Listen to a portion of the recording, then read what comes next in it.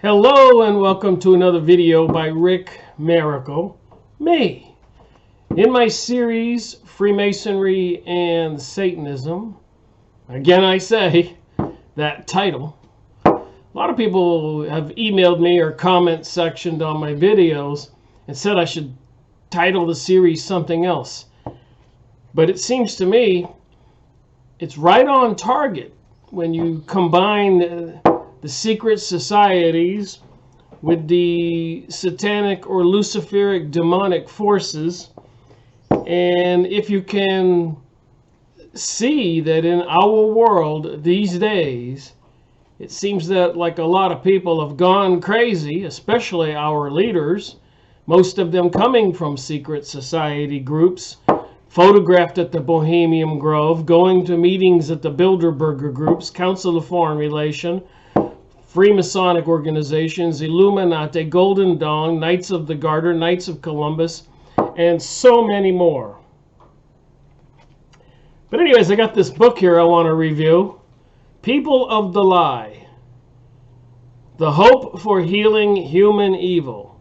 M Scott Peck MD, medical doctor. He's the author of The Road Less Traveled, nationwide bestseller. Now, I wasn't going to do this series today. I was going to do it on another book. The Utopian Road to Hell. Enslaving America and the World with Central Planning. But as I was reading this book, it talks about Karl Marx and Adolf Hitler and seemingly obvious cases of being into the occult and being possessed. People who knew them said you could see their face and the changes in the expression, and they were possessed by some kind of demons. I mean, who else would, like Stalin or Karl Marx or Adolf Hitler and Himmler and these others would do such cruel things, the torture and killing in a very horrific and barbaric manner with extreme hate. So I was going to do that video, but then I started reading this book, and again, it gets back to that coincidence thing again. Things happen to us for a reason. So I was reading this book for the past couple days, Utopian Road to Hell, and I already in my mind knew what I was going to say, but I saw this book laying on my desk, and I just was curious what was in it, and I started reading it, and I said, oh my, I need to make a video on this book before I do that book. So this is series 293. Today is May 7th, 2020. And some of our leaders, governors, maybe the president, they're talking about getting people back to work and other things. I hope so. But as I continue to do my research and realize that the people who control our planet do have in mind, without a doubt, for a global world order, a global world currency, a global world religion,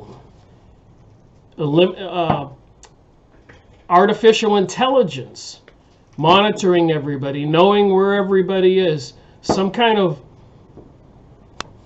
social communist slash capitalist. I guess you could say all that equals fascism. The government and the church in cahoots controlling the people. And apparently they're sending messages to us with all kinds of crazy occult symbols everywhere. Even a couple years ago with the Archway of Baal in New York and London, and then through the United Nations, UNESCO, the Education and Science Department, they were putting 1,000 of these portals, archways to Baal all over the world in major cities. So what is an archway? An archway is a doorway. An archway is a portal. If you go on Yahoo image site and look up Archways of Baal, B-A-A-L, you will see the archways in New York and London and other places around the world, and you will see some people have painted into those portals demons coming through the portals.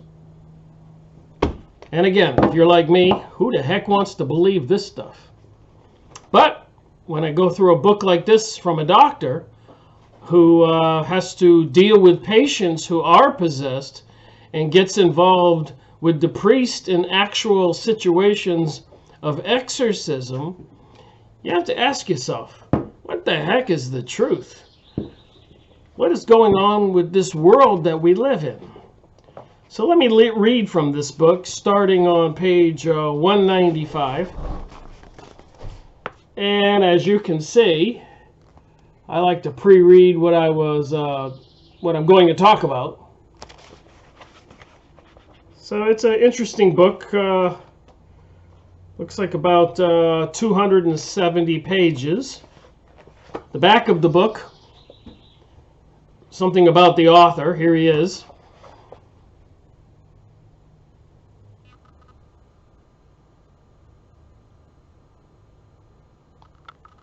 Scott Peck MD.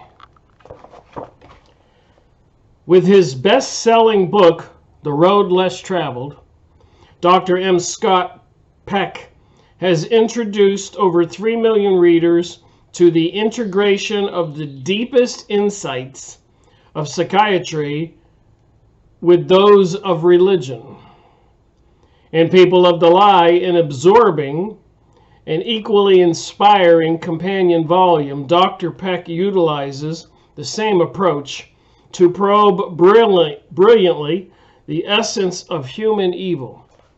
So if you play with a Ouija board, and there have been cases reported where a couple girls were playing with it and they get possessed, they have to take these people away in a straitjacket, and if they're fortunate, the authorities recognize it as possession and can call in a priest, and they have to get a team of people together, and it's a very complicated procedure to remove the demon or demons from people.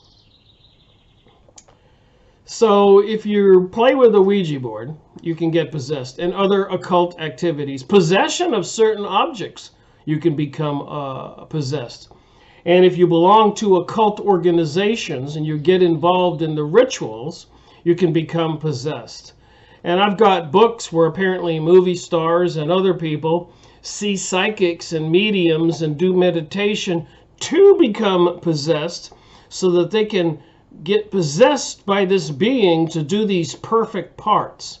There's books written about that, and I've shown the books in previous videos. So if the politicians, many of them are coming from the Illuminati, the Freemasonic skull and bones, the occult, and President Donald Trump studying the Kabbalah, and they have books on Kabbalah magic. I'm not saying any of these people are, but when I used to see George Bush Jr. speaking, sometimes I just said, man, that man is possessed. And some people, when I looked at the pictures on Yahoo image site, some Russian exorcist says when he sees Hillary speaking sometimes, he says she's clearly possessed. Larry Nichols on Alex Jones said that during the weekends, Hillary's handlers were concerned because she would go to Las Vegas for witches meetings, witches conventions, whatever. So maybe she was into that kind of occult stuff.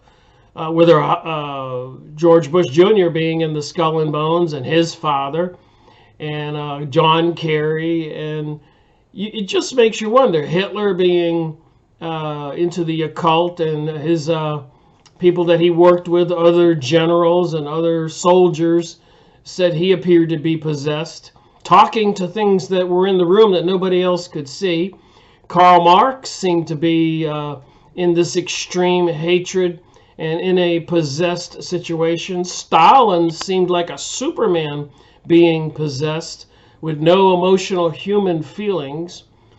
So I'm thinking, you know, with what's going on in the world right now and the artificial intelligence and the things that they want to inject into we people, the technologies, it all seems like it's a combination of this occult goal of a global world order, the destruction of religions all over the world. And if you throw all that in a pot and you throw in a little demonic possession, I would say we could be in for one crazy ride in this world. World War III might be so bizarre that people will just probably die of fright.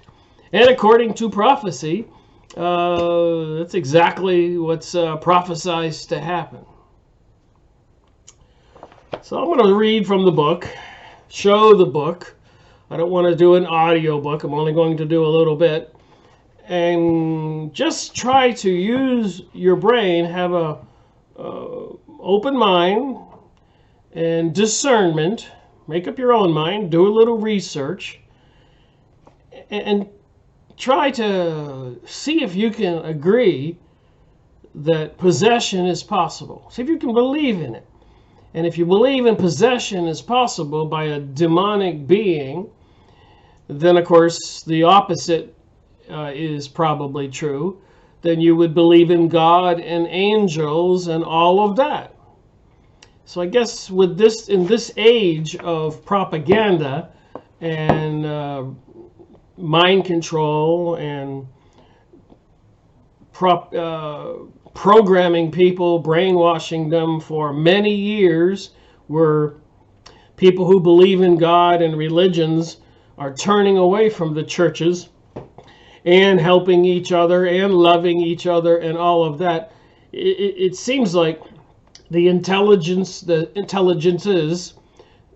elites and their organizations, like the Travis Stock Institute in Britain, that spent the last 50 years learning how to, studying how to control human beings. MK Ultra, Project Montauk, the Nazi regime, and so much more. The past 100 years, the elite who control our world have been working feverishly on how to control we the people. And a lot of the technologies they have now, with the 5G, cell phone towers, low altitude satellites, Wi-Fi, computer facial recognition, monitoring your iPhone, your laptop, your computer, your TV, your automobile, GPS, and everything else. All the data of everything you and I do 24/7 is being compiled and analyzed, and decisions are being made, and some people have been already paid the ultimate price. Some people have had their careers destroyed because they were poking their nose in the things that the government was doing. I'm trying to not speak too hostile about this, get too hostile in my language about the people who are doing it, because I don't really see a benefit to that. We need love in our hearts and concern for each other if we're going to survive, which seems to be looming in our future. People of the lie. So onward with the book. One of the many risks of exorcism is that one cannot go into the exorcism proper without absolute, total certainty about the diagnosis of possession. In fact, one should not go into it with total certainty, for the exorcism proper is the final stripping away of the pretense as to come face to face with the demonic. So apparently when the demonic entity does possess somebody, it has a mocking type of personality. It likes to fool other people, fool the victim. The victims seem to start to go crazy because they get the voices in their head. and the thing can take total control or take partial control or get out of the way and let the person be aware of their consciousness with no control. So it's a pretense. You can't get the demon to clearly come out and express itself. And that's part of the trick to being able to verify that they are possessed, and then to be able to address it wholly and not the person involved. The person needs to be out of the way in the background with the demonic possessed entity in the foreground. I've already read this, so I'm just trying to make it clear. It says here, I would never want to see that done by someone without the support of a loving, well-prepared team, as well as a large amount of scheduled time and careful planning. So the people involved in possession need to be the right kind of people. Certainly people who would risk their lives and care about humanity and believe in God and prayer. You have to have the right kind of emotion and belief system. And it does say in the Bible that when one or two or a group of people, two or more, or a group of people gather in my name, I will be in thy midst. So when a group of people get together and pray, the spiritual God world, God if you will, whatever, is in their midst. So, and I've been saying that about this situation we're in the world right now. Collectively across the planet, we all need to start praying a little heavier. Maybe we should have never stopped, but it just seems like it might be a time to take it a little more serious. One of these patients had to be restrained for 2 hours during the exorcism proper. The other required almost continuous restraint for more than a day. The situation is analogous to performing major brain surgery for a suspected tumor. The surgery should not be attempted unless one is pretty sure that the tumor is there. You think? Don't open up my head and take my skull off if you're not sure the tumor is there. But one cannot often be absolutely certain of what will be found until the skull flap is lifted away and the surgery has begun. So my advice would be to proceed as people proceeded in these two cases, evaluate slowly and painstakingly up to the point at which the diagnosis of possession is 95% certain. But do not attempt to go beyond that point before the commencement of the exorcism proper. So they shouldn't start trying to exorcise a demon from somebody until they are confident and prepared and have the right people and know what they're doing. It can be quite a difficult thing to do, a dangerous thing to do. Once the exorcism proper was begun with appropriate prayer and ritual, think about that. Exorcism ritual. So the opposite of that would be these satanic rituals which bring demons into our reality by the members of these people in these mystery religions, by the secret societies, Kabbalah, throwing babies in the fire in the Bohemian Grove, cremation of care, the symbol of the owl, symbol of the bull, Moloch. These rituals they do on certain holidays, and apparently mass murders, things like that. Crazy, I know.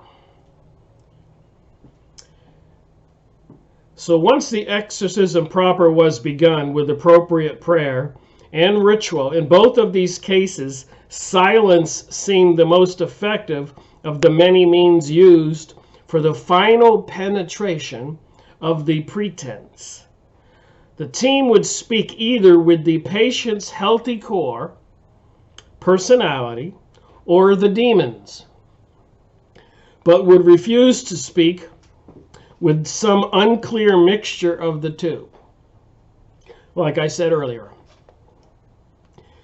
It took some time before the team, in each case, became an adept at doing this. For the demon itself seemed to have a marked ability to draw the exorcist or team into a confusing conversation that went nowhere. I need to talk about that for a minute. So the entity, the demon that possesses the human, will try to draw the exorcist or other members of the team into a confusing conversation that went nowhere.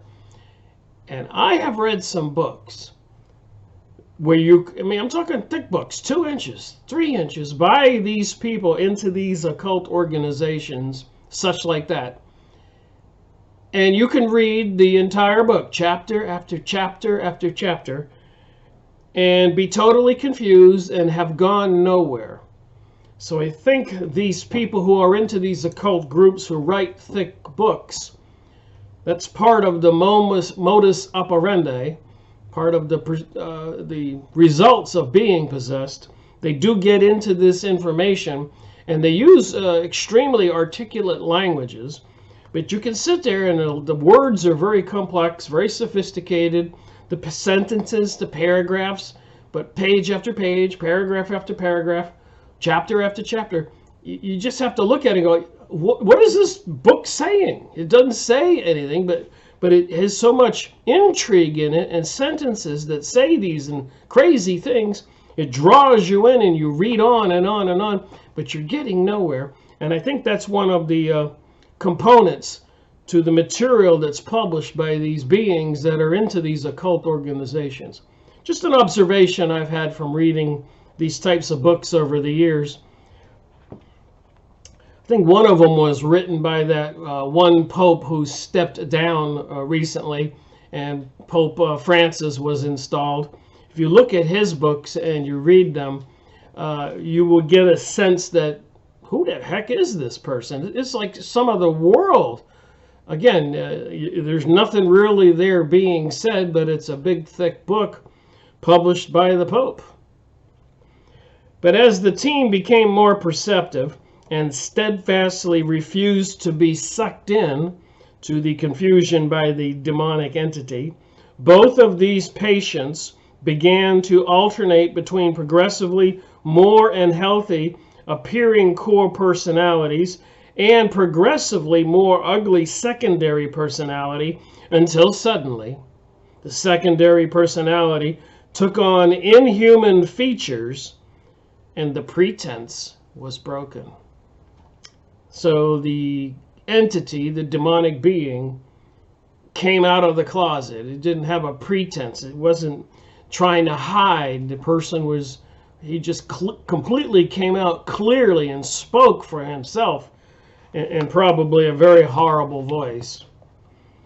As a hard-headed scientist, which I assume myself to be, I can explain 95% of what went on with these 2 cases. So before I started reading from this book, of course, there was material before that, and he was talking about these 2 particular cases of people who were possessed. I think it was Charlene and another one called Martin. Anyways, back to the book. So I'm just trying to read these sentences and paragraphs and throw my 2 cents and give you just a sample of what this doctor wrote and my thoughts on the topic. Of course, give credit where credit is due. You can buy this book new or find it on a used book site on the internet, maybe a used bookstore. Search for it, maybe on archive.org, PDF for free. So as a hard-headed scientist, which I assume myself to be, I can explain 95% of what went on in these 2 cases of traditional psychiatric dynamics. For instance, the effectiveness of the aforementioned silent treatment requires no demons for explanation, perhaps particularly because they were lonely people. So these 2 people who needed to be exorcised or have the demons removed had a tendency to be lonely people, thirsting for relationships. The technique encouraged the appearance of separate selves which could be related with, and hence the necessity to choose between these selves. In regard to the possession, I could talk in terms of splitting or psychic introjects. And in regard to exorcism, I could talk in terms of brainwashing, deprogramming, reprogramming,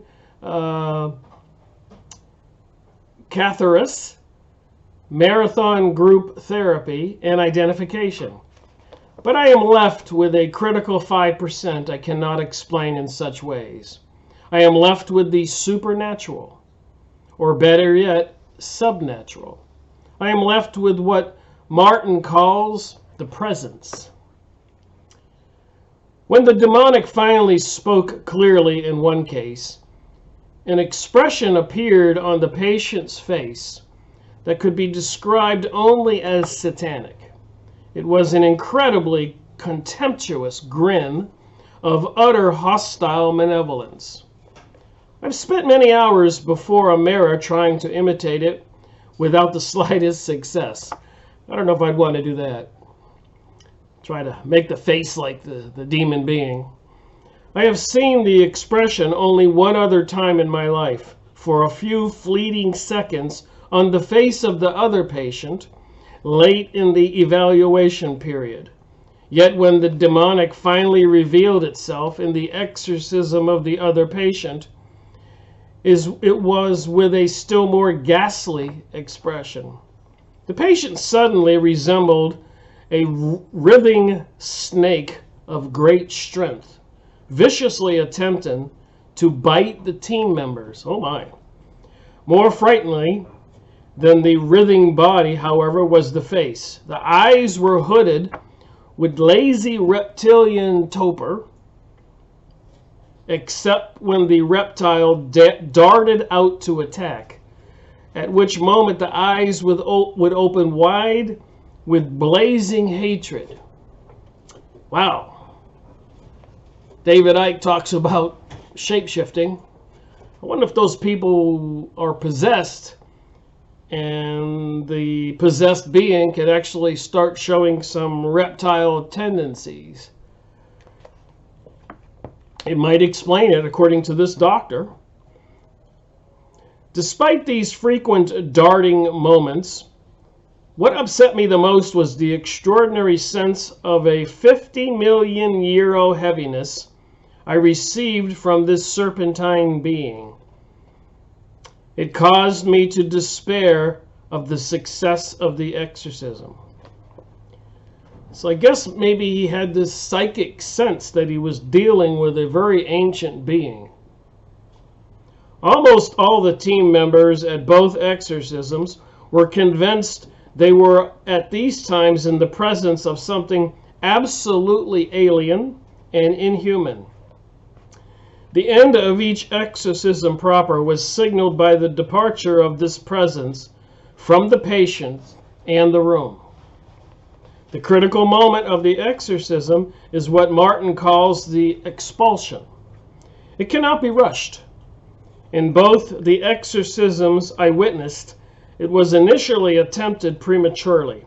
I cannot fully explain what happens at this moment, but I can state that the role of the exorcist at this moment is the least important.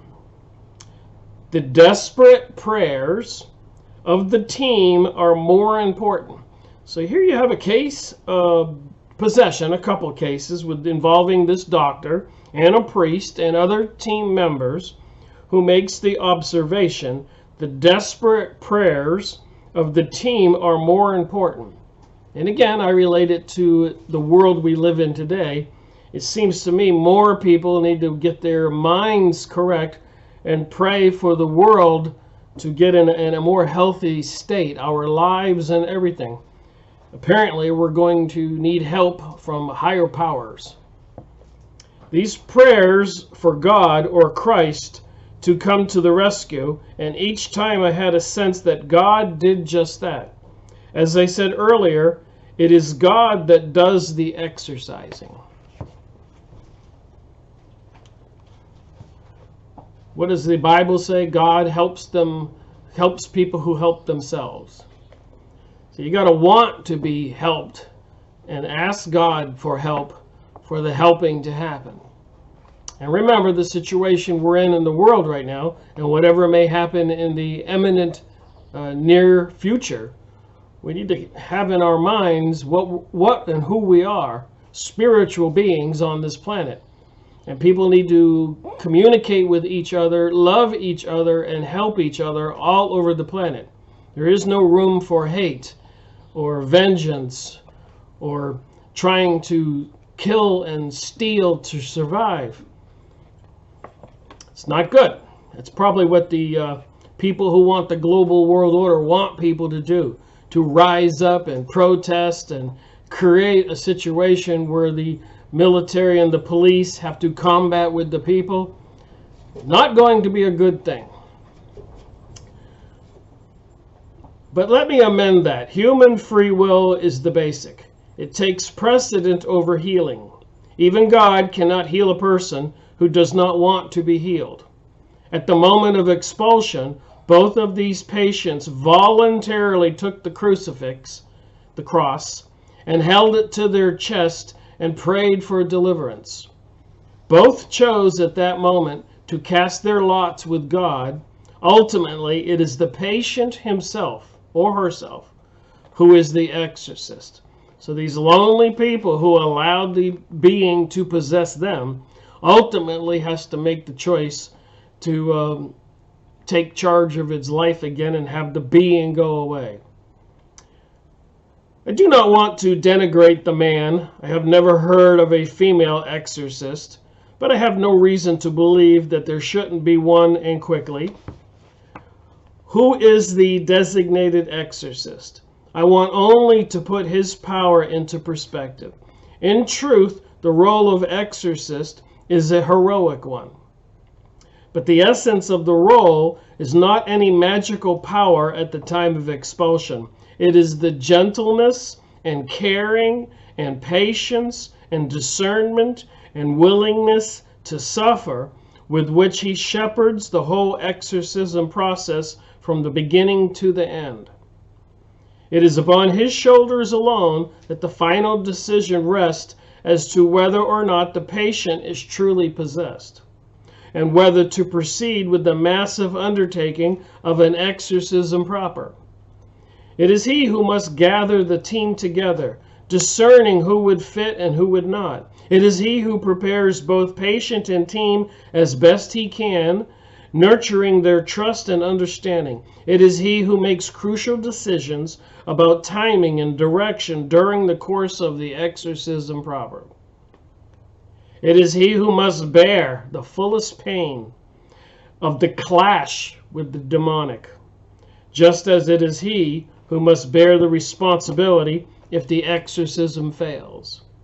At last, it is he who must pick up the pieces after the exorcism proper, dealing not only with the emotional reactions of all the team members, but supervising the patient during the extreme critical period when he or she is utterly vulnerable and requires intense care before being finally led to safety. Both patients of whom I had been speaking required at least 2 hours a day of psychotherapy for some weeks following the exorcism proper. It is a draining time. Satan, that's what he says here, does not let go easily.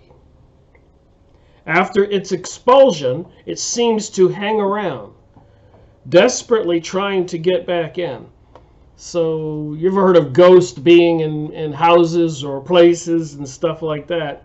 So apparently these removed spiritual entities can stay in the area and try to get back into the person. In fact, in both cases, it very much looked for a short while as if the exorcism proper had failed. The patients had returned largely to their pre-exorcism condition. Nevertheless, within a few hours, it was possible to discern a subtle but extraordinary change. All the old complexes were back in place, but it was as if the energy had gone out of them. The change that was now with these patients could listen, and what they heard could now have an effect. So once you got the entity, the demonic being, out of the person, the psychotherapist could actually communicate with them and try to show them the way that they need to think and live so as to not become possessed again. In one case, psychotherapy became possible for the first time.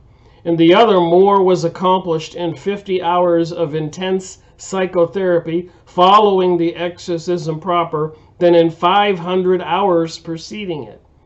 So can you imagine if somebody was possessed and they had to see a psychotherapist, maybe being in a mental institution, and have 500 hours of treatments?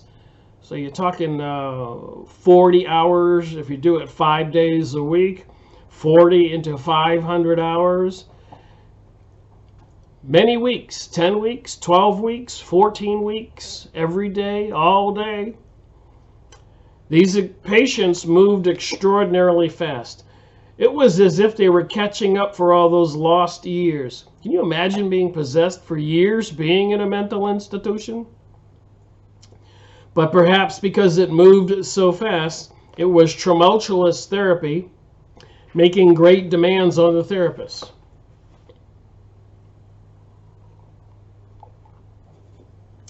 Like I said, when I make a video on this book, The Utopian Road to Hell, with these people, if you recognize any of them, mass murderers and people who hated Christianity and hated all religion and became ultimate leaders of countries and regimes, it seems like they went into the occult and possessed. But who wants to believe that it's possible? All right, I feel it important to warn others that my experience of Satan demonstrates that it does not easily let go. Satan will not only tell the patient it is still around, but in one case repeatedly misled the patient into believing that it was still inside. In these cases, perhaps the greatest and most diabolical of all temptations for both the patient and the exorcist was to believe that the exorcism proper had been a failure when in fact it had been a success. So the demon wants to hang around, can influence the patient, and the exorcist and even the patient, him or herself, would possibly believe that they weren't really exorcised, or the essence hadn't, the demonic being hadn't been removed. I guess that would be very diabolical. It seems as if the exorcism proper moved the patients from a position of demonic possession to what had been called demonic attack. The tempting, threatening, and frightening voices that each heard were at least as effective afterward as before. But as one patient said, before it was like I was a little embryo, totally surrounded and hidden by them so that it could not be me. Now I am me, and while I still hear the voices, they're coming from outside of me. I do know that there are some technologies and there's plenty of material out there, but with these new computers and high frequencies in the 5 gigahertz, 60 gigahertz, 100 gigahertz, 120 gigahertz, 200 gigahertz range, and the technologies that the powerful elite have, they can modulate audio signals onto these high frequencies. You can't see them, you can't hear them, but you will hear voices in your head. Maybe thinking you're possessed or driving you crazy, or maybe even making you think it's your own thoughts. Just saying, if they have these technologies, and apparently they've been working on it for years, it seems they do have it. There's plenty of material, you can research it. Technology induces voice in people's heads. Just look up those keywords. I've talked about it in previous videos, and I will be dwelling on that more in the future. Because it seems with the advancements in technology, and even on your iPhone with Alexa or the Siri and these other things that are listening to you. I remember one time I was talking to my girlfriend, and I said, I wonder if the cell phone can hear me. And Alexa said, I'm busy right now. I will get back to you, in that voice. And we both looked at each other and just were blown away that the thing is actually listening to us. But of course it is. It's part of the advanced technologies that they will use when they try to do the big event to bring about the martial law, revolution, World War III, global world order, whatever they're going to do. And I don't have any doubt that they're going to do it or try to do it.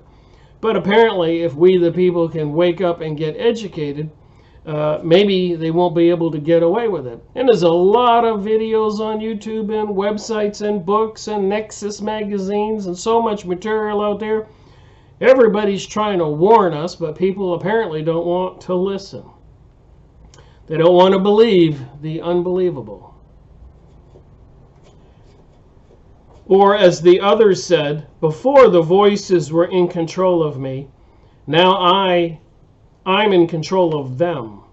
The voices only gradually faded away for these patients, but what was not gradual was their improvement.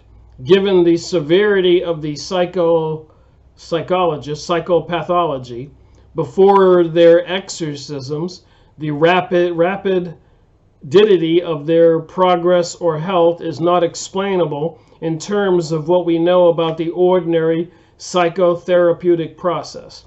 So it takes a long time to try to get somebody who was possessed, even after the demon is removed, to get them in a normal, self-sustaining way of life, because the reason they became possessed, they had extracted themselves from society and got into things or thoughts they shouldn't do, not healthy thoughts, and not trust in God, not trust in other people, and not love from their hearts. They took themselves out of reality, and hence the demonic being was able to enter the human body, according to my rationalizing and understanding what I'm reading. And remember, this is series 293, and I've made book reviews on remote viewing, the military being involved in putting men and women into trances, leaving their bodies, spying on the enemy, in some cases actually going places, possessing a body, and then pulling out a gun and shooting people, and then leaving the body and going back to where they came from. So these psychic soldiers, is this possible? And all this experimentations into surgery and electric shock therapy and mind control, subduing the consciousness, putting people in caskets or rooms with no noise and no light or anything for days, causing them to go into a traumatic state where they then program the individual. It's just so much that the powers that be have been working in these realms for so long, and apparently they have perfected these technologies.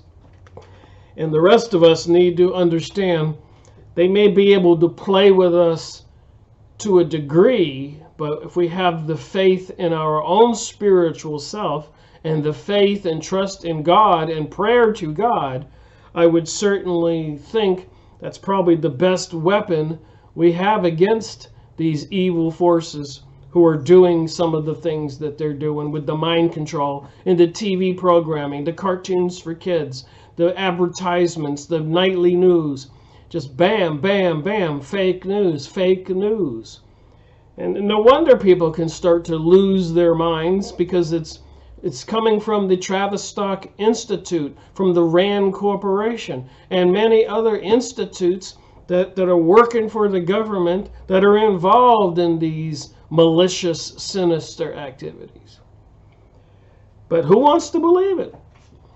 So I'm just saying it may be a variation of demonic possession, electromagnetic programming of the mind, or even vaccines which alter our DNA and cause other sinister things going on with our bodies. And I've showed a video on that they think that people who believe in God might be the threat to society, and they've got these different chemicals or whatever they can put into somebody's body, alter the DNA so they become unreligious, uncaring humans, more like a zombie type person that the powers that be don't have to worry about. All right, back to the book. Consider, for instance, those two team members who were offered their houses for the exorcisms. If one begins to hunt for a place to hold an exorcism other than the patient's house, which is unfeasible in each of these cases, one begins to realize the full meaning of the expression, "there was no room in the inn." So, you can't take the person to the hospital. You can't take them to an inn. You got to find a place to do the exorcism.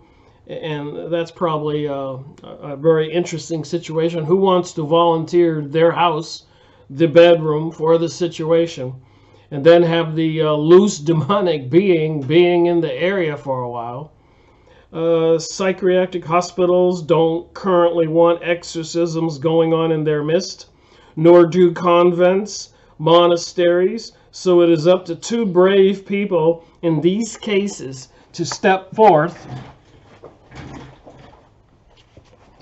not only with their bodies, but with their homes. I have said that the presence of God was virtually palatable in the room.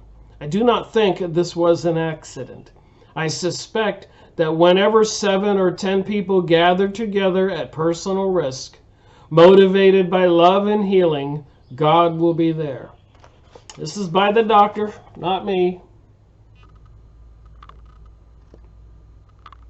And it's in the Bible. When numerous people gather together, the presence of God will be there. That's why in the churches, when a whole church full of people get into the fever of prayer, all of a sudden in the Baptist churches and other churches, I'm sure, people break out into speaking of these tongues, these voices and languages that nobody understands. So the spiritual world can be accessed. I guess it's just a matter of whether it's the heavenly realm or the underworld. And I'm quite confident, and I've had a friend of mine who virtually had this situation, but people thought she was going mad. They took her kids away. She got divorced because she could see these entities. And she would be in the car with me, and this was up in Maine. And we pulled into an old house, and she said, there's a little girl standing on the corner there crying. And you couldn't see it, but apparently it was the spirit of a deceased little girl. And she could see them in different places. And it did cause her to have problems, of course, with other people and jobs and everything else.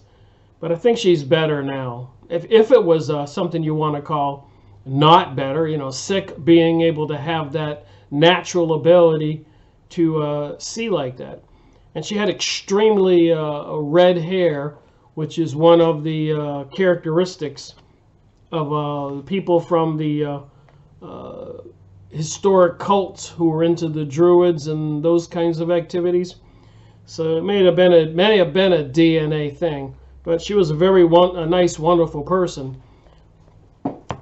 But apparently had, for whatever reason, that natural ability to see these deceased entities in different places. Just one experience of mine, of many others, and of course myself personally. I did charity work one Christmas Day. I had gotten divorced months ago, and so I didn't really have any place I wanted to be for Christmas, so I volunteered. And that evening at 6 p.m. or 7 p.m. in my condominium in Orlando, Florida, I laid down and I went out like a light. I was tired from doing that all day. And the next thing I know is I'm floating above myself on the sofa. looking down at myself, looking at the TV, looking at the clock. I've mentioned this in previous videos. And there are many books of out-of-body experience and many books of after-death experiences. So to believe that the spiritual world does exist, it to me is a no-brainer. If anybody wants to do any research into it, and if you still want to deny it, well, you're just in denial. We are spiritual beings, and I guess we have choices to make being a spiritual being. And apparently there are forces running our world that are trying to direct our beliefs and our behaviors and our emotions towards others, creating hate for all the Arabs after 9/11, creating hate for all the Germans prior to World War I and World War II, creating hate or the threat from Russia and nuclear weapons in China and all this stuff that's in the news. And stay away from everybody 6 feet right now, social distancing, people dying, maybe a second wave, a third wave, the meat manufacturers shutting down, plowing under crops, and all this fear. I think the fear and the loneliness can bring on possession. So you can kind of get an idea why I'm saying to be sure of ourselves and get grounded and try to get grounded in God and prayer is probably a good idea. Something we took for granted or we didn't think it was important. It might be very important. All right, so he says in this book, when 7 or 10 people gather together at personal risk, motivated by love and healing, God will be there, as his Son in the Bible assured us he would, and that healing would occur. I mentioned that the primary reason each of these patients had originally sold out to the demonic was from loneliness. So now people have the mask on, stay at home alone, living in fear. Is this a recipe? And then the transmission of signals that maybe can induce voices in their head, or Project Bluebeam, even images, holographic images in the air. We don't know what they have planned for us. Look what they've been doing lately.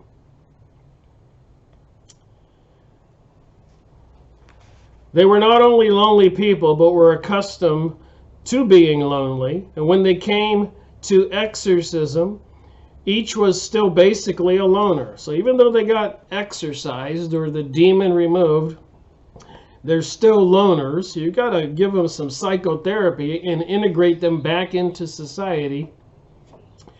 Their courage in doing so may be a more apparent when it is realized that neither was basically a trusting person.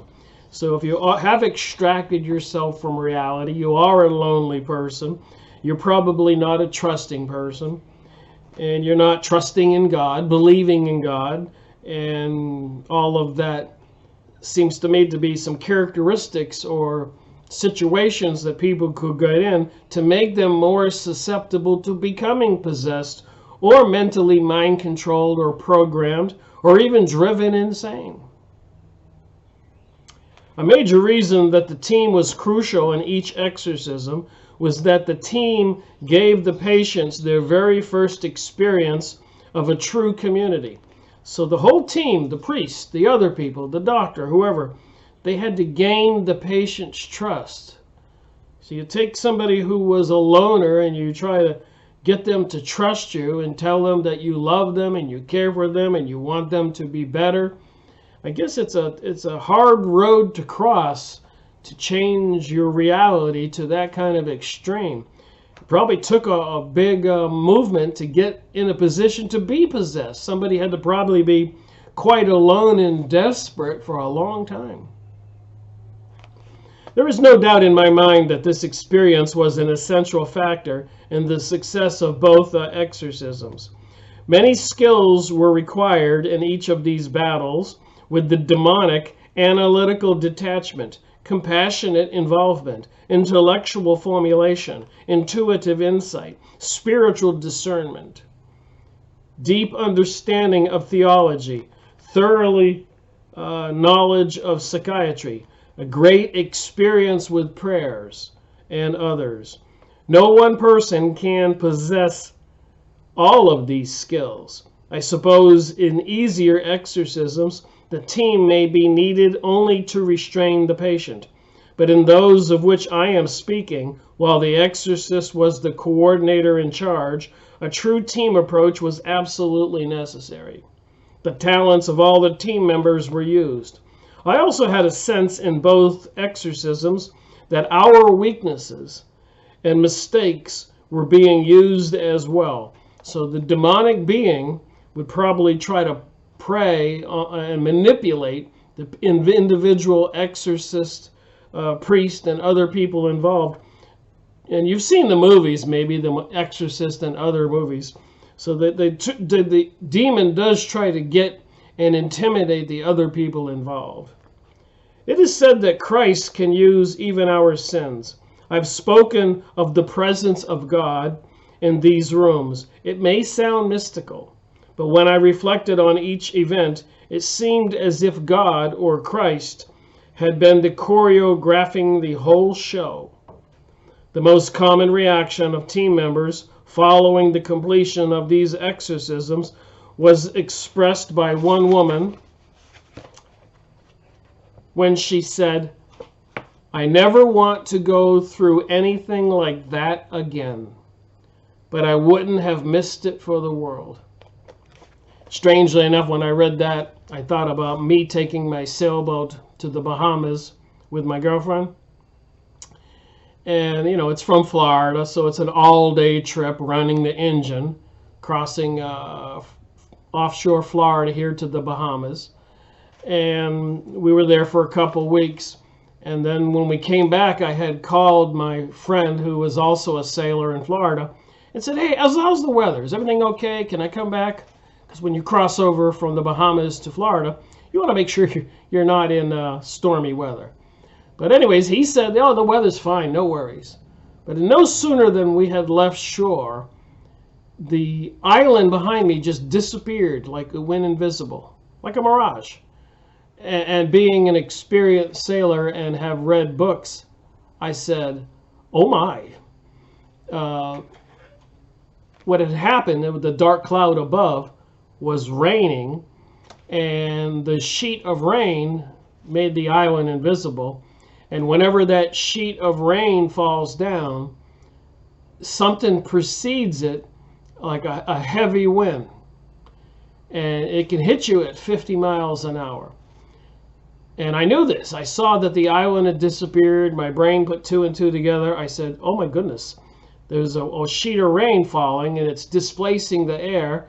And I'm going to be hit by about 50-mile-an-hour wind in probably 2 or 3 minutes." And so I yelled at my girlfriend. I said, "Hold the wheel." We have a big wheel on a sailboat.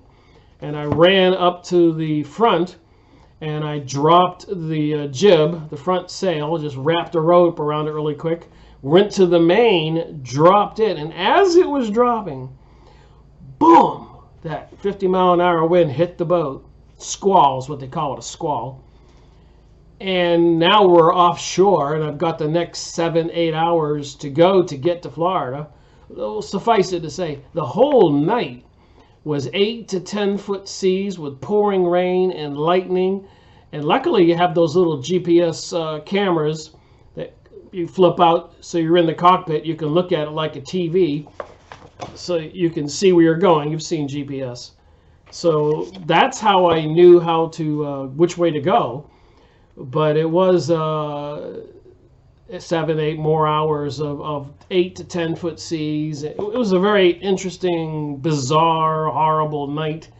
And I passed out 2 or 3 times, and my girlfriend had to take the wheel, excuse me. And then after about a half an hour, she would start to pass out and kick me and wake me up, and I would take the helm again. But it's one of those things, when I read this, I would never want to go through anything like that again, but I wouldn't have missed it for the world. And I think about that trip and that storm. I would never want to live through that again, but strangely enough, I wouldn't have missed it. That adventure you would only see in a movie. I would never want to have missed that for the world. Just strange things you think about when you're reading other stuff. Reminded me of that. Strangely, the exorcisms were healing not only for the patients, but for the number of the team members as well. Another team member, a man 2 weeks afterwards, reported. So apparently the people involved can get some serious spiritual reactions. It's like people who have had after-death experiences or out-of-body experiences. If you read those books on those topics, it changes those people's lives. Somebody gets in a car wreck and he leaves his body and the ambulance shows up and they rush his body to the hospital, bring him back around. He goes back into the body. He remembers being out of the body, maybe going into the lighted tunnel, seeing the family members who say, it's not your time yet, you got to go back. Apparently, it seriously changes people's lives. Their value system changes. They understand.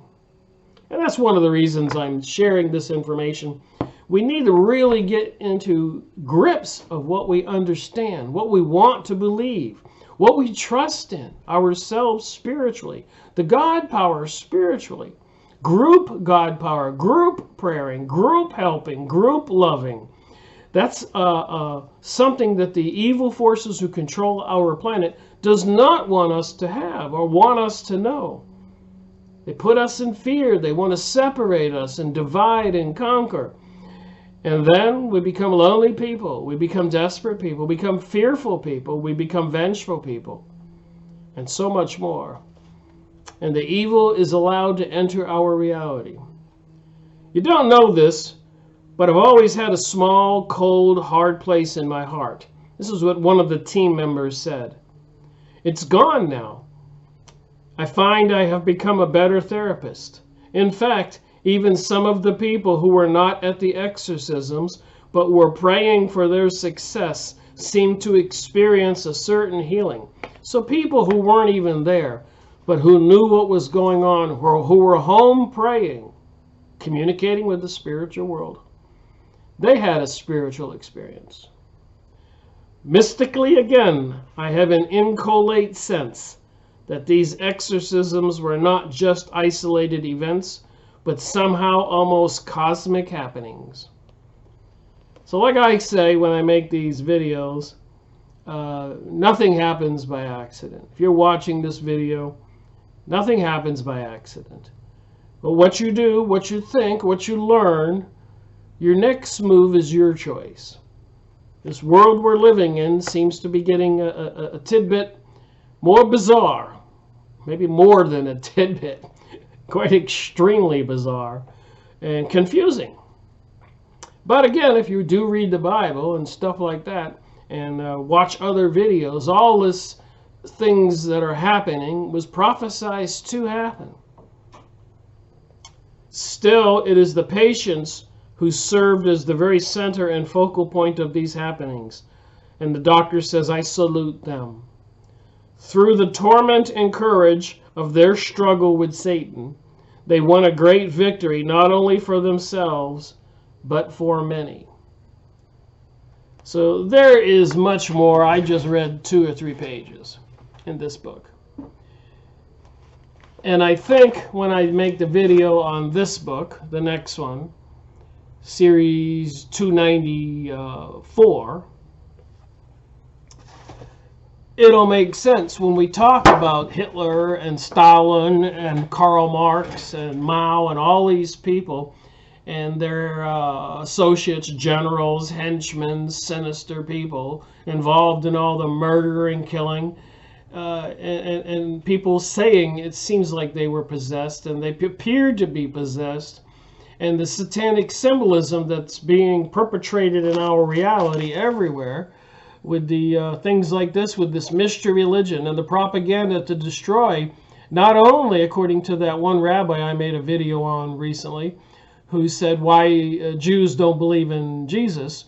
He bashed Christianity, he bashed the Islam language, he bashed the Hindus, he bashed the Buddhists, and I've been doing other readings on those religions, and it all seems that it has a common denominator of some spiritual entity coming from the other world to teach the Chinese, to teach the people from India, to teach the Indians, to teach the Mayans, to teach these different religions.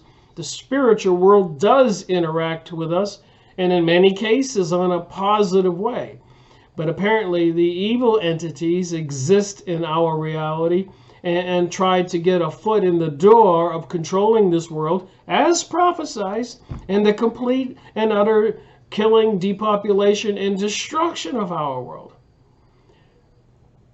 But knowledge, the truth, shall set us free. Ask and ye shall receive, seek and ye shall find. And if you have this kind of mindset and you can share it with other people, those things do happen. You start looking for something, you're going to find it. It's going to coincidentally pop up in front of you, whether it's a book or a person or an event. It's very mystical how it happens. But on the other hand, if you allow yourself to be led astray, deceived, and into the dark side and into these different types of thinking, do as thou wilt, and be uncaring when other people are being hurt, not even risking your life to help people when you see them being killed in front of you, when you participate in the evil activities, you probably likely are being possessed or will be possessed and are part of the evil world. And regrettably, when you die, you'll wind up in the underworld, not in the heaven world. Anyways, that's my conclusion. So I have a little clip. I went on Yahoo image site, and I did put in possession, people possessed, whatever. And just so that you can see where to go and look at some of the pictures and click some of the links. It's all free, Yahoo image site. Look at the pictures, click the links, and decide what you want to believe. And realize that it seems like the evil men and women are controlling our world. Politicians, when they're speaking, I don't want to name any names, they look like they're possessed. When they speak, they kind of babble. I'm not mentioning any names. And then these people into Pizzagate and Epstein recently, and other people all into child trafficking, child sex, murder rituals, stuff like that. The elites having a big party with a cake in the shape of a human being, and they're eating it. The Bohemian Grove. You don't think they're into the occult and Satanism and the possession and the demon world is coming into our world? You can get lost in this conversation. It's too crazy. Thank you for watching my video. See the short clip. Rick Miracle reporting. Hello and welcome to another Yahoo image site picture review. It's a horrible looking pictures. I almost don't want to do it. What it looks like when people are possessed. Ancient pictures in history. And whenever you look at these pictures, I don't know if I would want anybody to actually go look at these pictures, but shocking cases of possession apparently are real. And I mention this because we certainly seem to have forces active in our reality who are causing the situations that when you get away from God, the susceptibility to demonic possession increases. And the symbolisms that we've seen everywhere in the movies, and the people when they speak on stage, some of them make us wonder.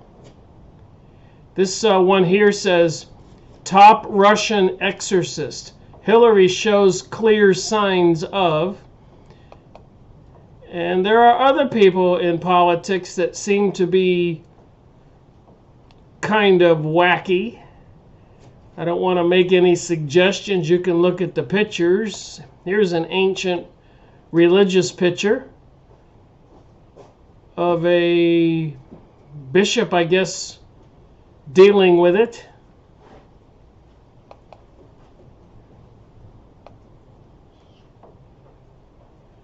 Anyways, it's just one of those things. people don't want to deal with, except as a fact. Nice looking young lady when she's not possessed. Annalise Mitchell died in the family home on the 1st of July, 1776, age 23. For the previous 10 months, she went through more than 60 sessions of exorcism to rid her body of the demons said to have taken possession of her. So you can go look at the pictures, but that's not my point.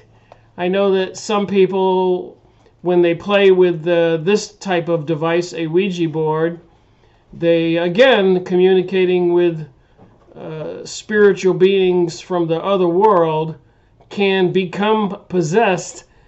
And it says here to the right, 7 shocking cases of demonic possession caught on tape. And I remember reading a couple years ago and mentioning it in my videos a couple years ago. Several girls in, I think, Indiana, St. Louis or something, were playing with a Ouija board, became possessed, and had to be taken away in a straitjacket. So if you start looking into it or read the books on this type of thing, it seems like it can be verified that it's real. And one of the causes for possession is dwelling into the dark side, and even loneliness, because people get so lonely that they want something else in their lives, and of course what they get they may not be happy with. So I thought I'd just show you this little clip while reviewing the book, The People of the Lie, by M Scott Peck MD, medical doctor.